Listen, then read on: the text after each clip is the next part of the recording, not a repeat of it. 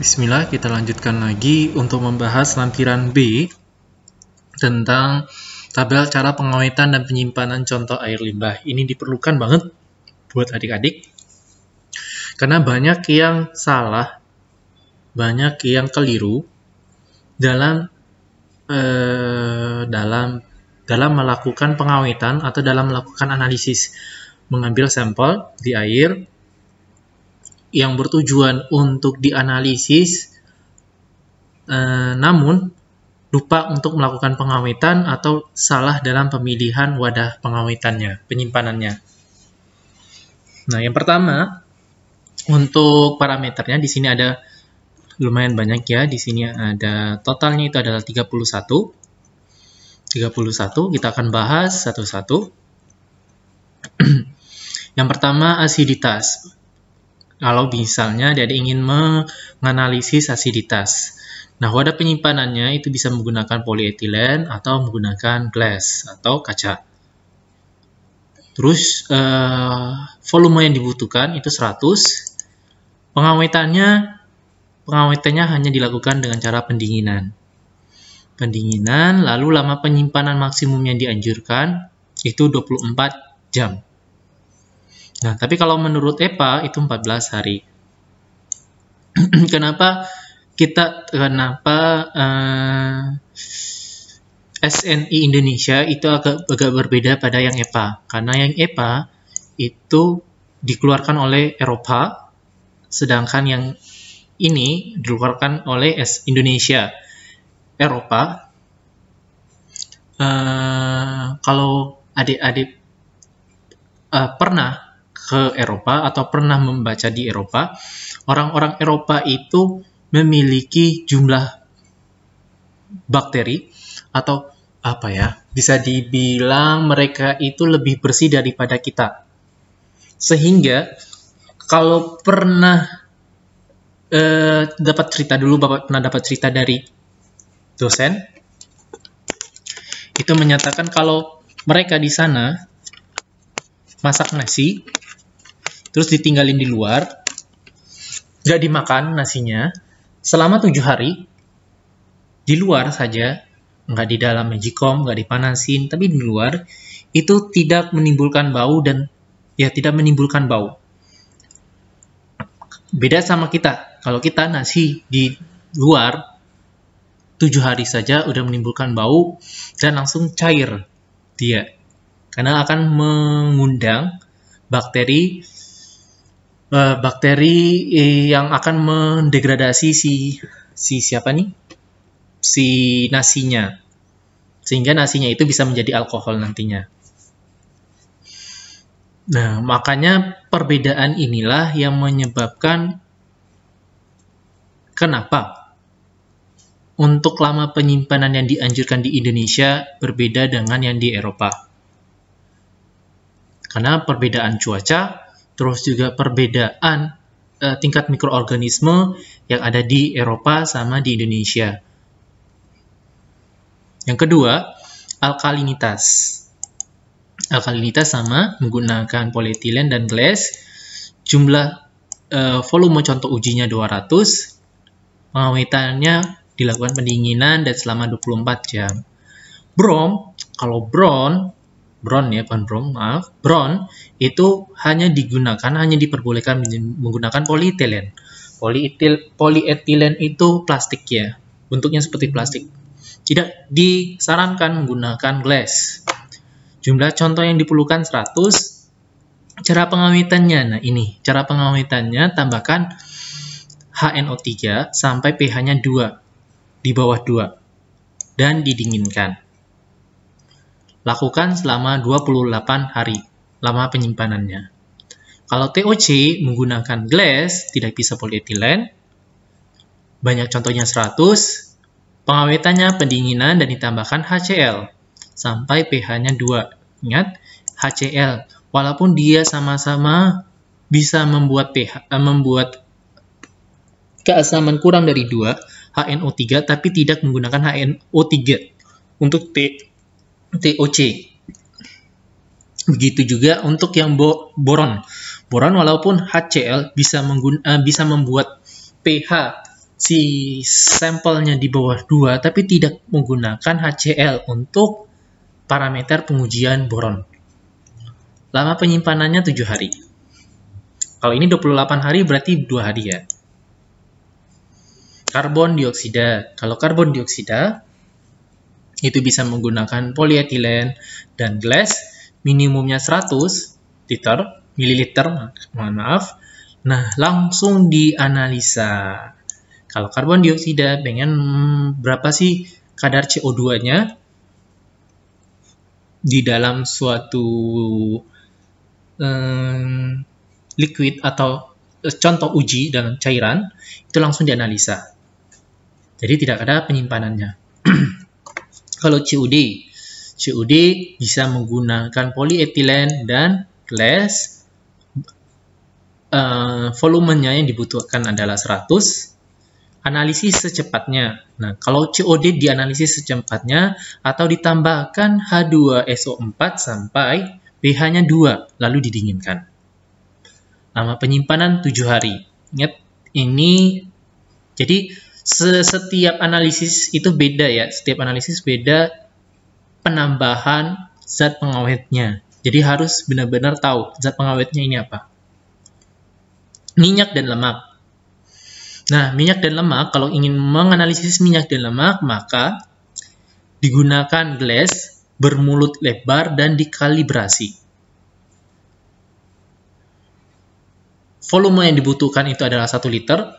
Cara pengawetannya itu ditambahkan asam sulfat juga sampai pH-nya kurang dari 2, lalu didinginkan. Lamanya 28 hari. Bromida menggunakan polietilen dan glass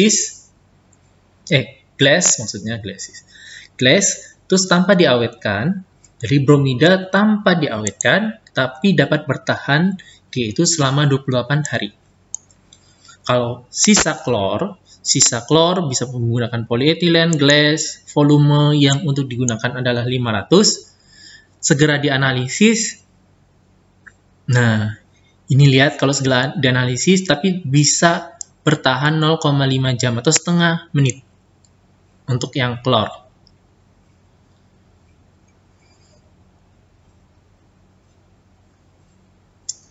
Klorofil bisa menggunakan polietilen glass juga. Volume yang digunakan untuk dianalisis itu 500. Di tempat gelap. Jadi klorofil itu di tempat gelap itu bisa bertahan 30 hari. Total sianida itu bisa menggunakan polietilen atau glass. Volume yang digunakan adalah 500 ml. Cara pengawetannya ditambahkan NaOH. Nah, kalau ini dia basah sifatnya, sampai pH-nya itu di atas 12. Dinginkan di tempat gelap. Jadi dinginkan pada tempat gelap. Waktu penyimpanannya cuma 24 jam. Florida menggunakan polietilen. Volume yang digunakan untuk dianalisis dia 300. Di sini tanpa pengawetan juga. Kalau Florida tanpa pengawetan, namun dia bisa dibiarkan selama 28 hari. Kalau iodin menggunakan polietilen dan glass, volume yang digunakan untuk analis itu setengah liter.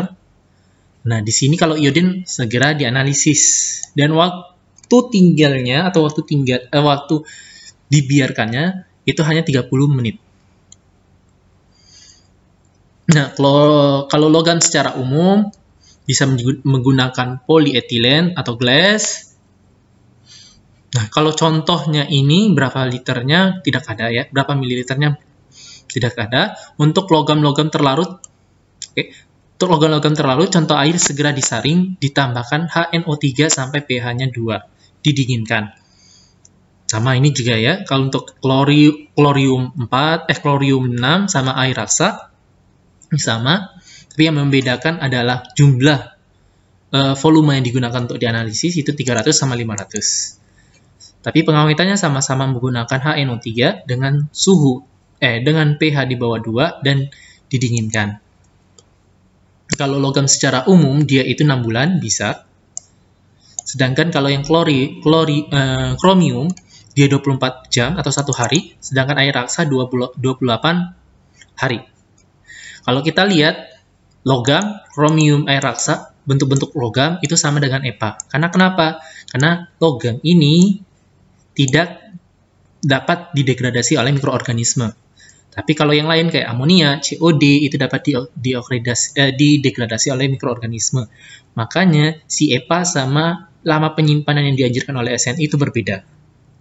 Karena mikroorganisme di Indonesia itu lebih banyak atau mutualisme atau lebih complicated dibandingkan dengan di Eropa. Amonia nitrogen itu bisa menggunakan polietilen sama glass. Jumlah volume yang digunakan itu 500. Nah, analisis secepatnya, jadi untuk amonia dan nitrogen itu bisa dianalisis secepatnya atau tambahkan asam sulfat sampai pH-nya 2, lalu didinginkan. Waktu tinggalnya berapa? 7 hari. Nitrat atau nitrogen.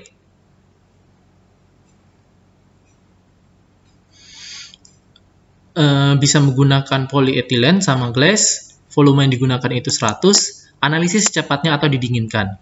Kalau nitrat, nitrogen itu analisis secepatnya atau didinginkan. Kalau didinginkan itu berarti waktu tinggalnya cuma 48 jam atau 2 hari. Nitrat plus nitrit. Polietilen sama glass juga, tempat penyimpanannya, volumenya 200. Di sini tambahkan asam sulfat sampai pH-nya 2 lalu didinginkan. Nah, karena di sini waktunya itu tidak ada, maka gunakanlah EPA untuk 28 hari. Nitrogen organik